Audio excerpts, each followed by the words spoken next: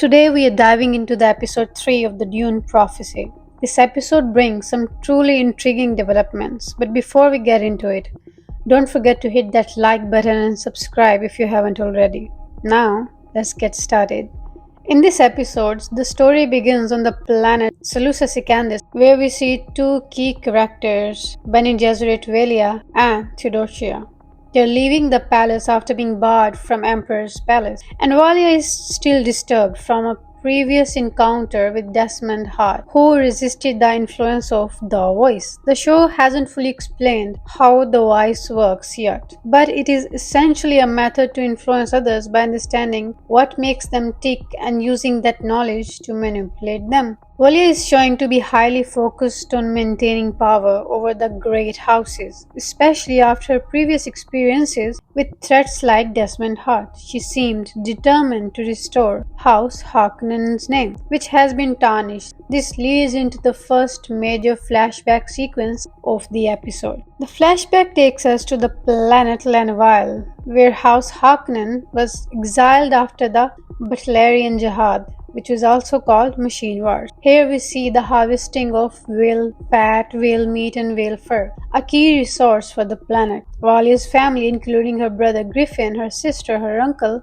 and her mother, are debating the future of the family and the house. Valia is deeply investing in restoring the family name, and Griffin, at her urging, decides to find Warren Atreides to clear the name of House Harkonnen. However, Griffin's body is later returned to Lanvile, and Valia becomes convinced that Warren killed him. At this point, Tula, another key character, vows to support Valia's plan for revenge against Warren. The show then cuts back to the present, back at Seleucia Sicandus, where Valia reflects on what just happened with the Emperor. They discuss the prophecy that mentioned someone born in blood and one born in spice, which Valia believes refers to Desmond Hart. However, there's an underlying suggestion that this prophecy might actually refer to something deeper in the future, and Valia might be misinterpreting it due to immediate threat posed by Hart. One part of the episode that stood out to me was a line from one of the Bene Gesserit sisters where she says that Desmond Hart might have been touched by the Maker. This phrase is confusing because as Bene Gesserit members, they wouldn't typically use such mythic language, which is more common among the freemen. This line creates a bit of confusion and seems out of place for the character. Back on Valak 9, another scene shows Tula mourning Layla, who is in a vegetative state with the device keeping her alive. This is a foreshadowing moment where it's suggested that Layla may awaken, even though no one has ever woken from this state before. The episode then reveals a significant twist regarding Bene Gesserit's breeding index, which turns out to be a huge thinking computer, a forbidden piece of technology that plays into the larger plot and ties into the books by Brian Herbert, where such technology is central to the Sisterhood's method. Layla's condition is also explored as she is kept alive through the use of spice. There is a theory that Layla might become Guild Navigator, as spice is known to mutate people over time, particularly those who use it heavily. However, it's more likely that Layla will awaken and be possessed by another personality. The concept of possession or abomination is central to Bene Gesserit and the ability to carry the memories of others in their minds. The episode hints that if Layla awakens, she might be possessed by Dorota,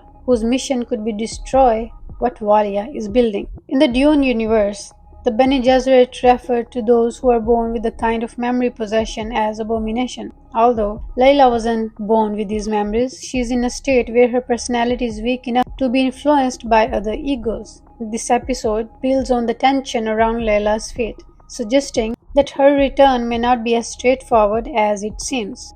The show has woven a lot of intricate details together here, including the mystery of the Voice, the prophecy, and the fate of Layla, and the forbidden technology of the Bene Gesserit. These elements promise significant development in future episodes. So I suspect that Layla, while not technically dead, so if Layla is brought back from this vegetative state, she might have access to someone else's memory, possibly Dorota's, and this could cause her to become an abomination. It's a chilling thought because once a person becomes possessed by other consciousness, they are no longer truly themselves. This ties into the larger themes of identity and control in the Dune universe, where the question of who you are and who you are really in control of is central to the conflict. The episode then shifts back to Seleucia Secundus, where Valia is grappling with these dangerous revelations.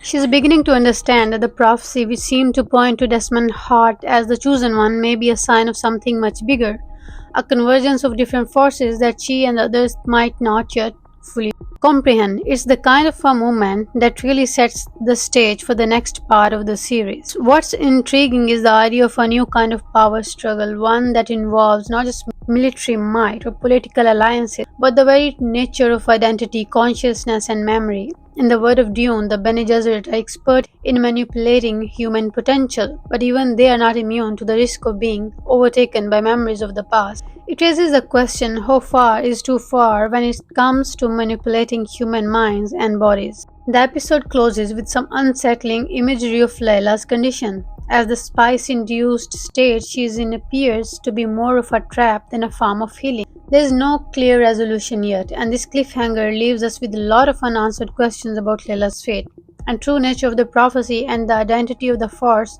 that may ultimately disrupt everything Valia has been working towards. So this episode had a lot of important developments, but I think the most significant element was the exploration of the idea of possession, consciousness, and identity. The flashback to Laneville and the events with Griffin were well done in providing depth to Valia's character and her motivation.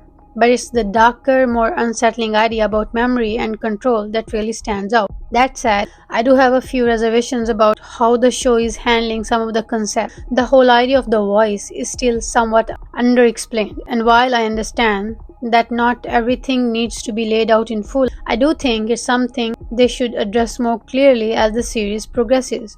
We got some moments of the voice being used, but there's still a lot left to be desired in terms of explaining how it works. Similarly, the mention of the Maker by a Bene Gesserit character felt odd and out of place. I would expect a more scientific, rational take on religion from a Bene Gesserit, and the way it was phrased seemed inconsistent with their worldview. But overall, I think the episode did a great job of settling up a number of intriguing plot lines. I'm really excited to see how they handle the question of possession and whether Layla becomes an abomination or something entirely new. The stakes are getting higher, and the show is starting to delve into some of the more philosophical and psychological elements that have always been central to Dune. That's all for today's episode review. What do you think about the flashbacks and the direction the series is taking with Layla and the prophecy? Do you think she will become a guild navigator, or will she be possessed by Dorota's memory? Let me know your thoughts in the comments below. As always,